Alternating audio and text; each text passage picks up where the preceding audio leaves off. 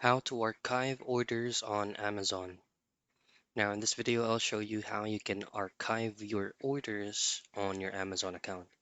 It's very simple. All you have to do at first is open up your Amazon application or via the web version of Amazon and make sure that you're logged in into your account so that you can access all your orders.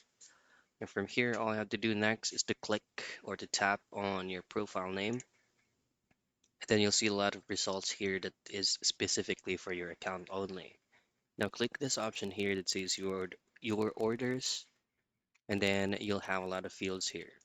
So under the orders field, you can change it for the past 3 months, for the past years, depending on what orders you have placed on your account. All you have to do is to go into the details of that specific order that you would like to be archived, and then archive option will be at your right side.